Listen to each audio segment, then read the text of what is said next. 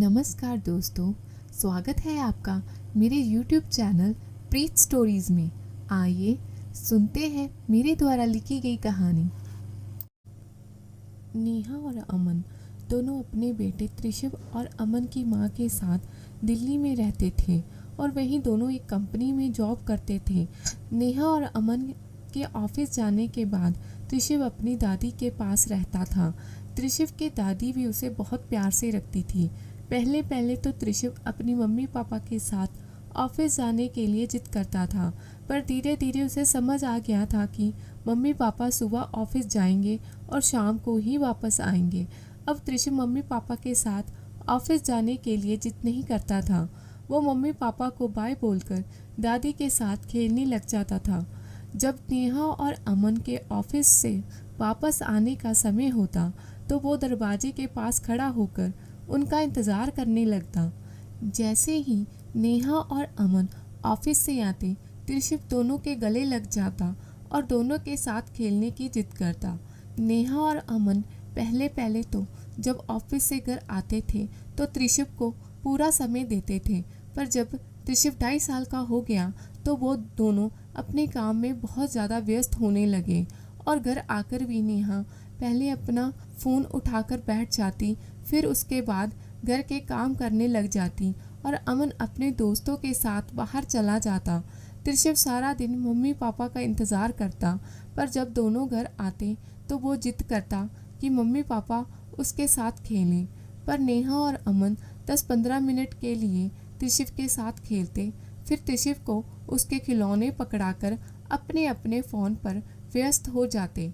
नेहा ने त्रिशव को खेलने के लिए खिलौने और एक्टिविटी बुक्स लेकर दी थी। त्रिशव का दिमाग बहुत तेज़ था, वो बात को बहुत जल्दी नोट करता था। त्रिशव कभी कभी अपनी बात मनाने के लिए जिद करता।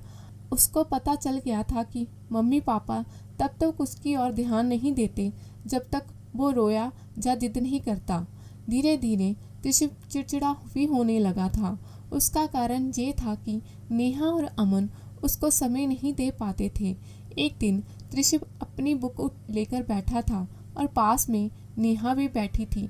नेहा का ध्यान पूरा अपने फ़ोन पर था। त्रिशव बुक पर एनिमल सही तरीके से चिपकाने की एक्टिविटी कर रहा था। तभी त्रिशव ने अपनी मम्मी को बुलाया और अपनी तोतली आवाज़ में कहा, मम्मी देखो मैं तैयार कर रहा हूँ। नेहा ने बिना देखे बोला, हाँ बेटा बहुत अच्छा कर रहे हो। फिर त्रिशव ने एनिमल के स्टिकर गलत चिपका दिए और फिर अपनी मम्मी को बोला, मम्मी देखो मैंने तैयार किया। नेहा फिर अपने फ़ोन पर लगी हुई बिना देखे बोली, हाँ बेटा बहुत अच्छा कर रहे हो। तभी त्रिशव ने कहा, मम्मी मैंने तो एनिमल स्टिकर गलत लगा दिए, आप तो देख ही नहीं रहे हो। नेहा ने जब बुक को देखा तो सच में त्रिशव ने एनिमल स्टिकर गलत लगाए थे और नेहा को अपनी गलती का एहसास हुआ।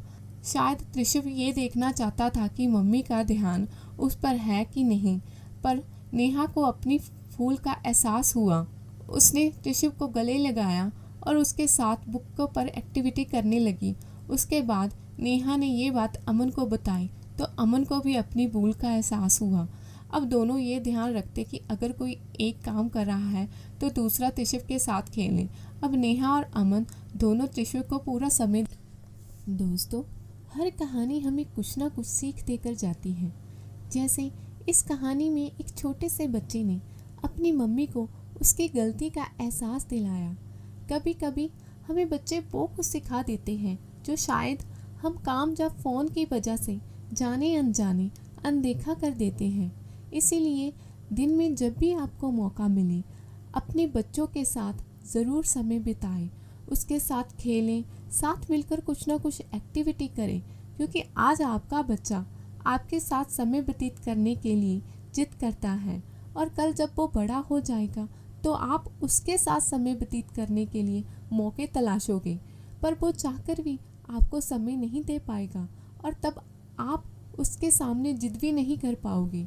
इसलिए अपने बिजी स्केड्यूल से समय निकालकर अपने बच्चों के साथ खेलें, अपने बच्चों के साथ वो गेम खेलें जो आप अपने बचपन में खेलते थे।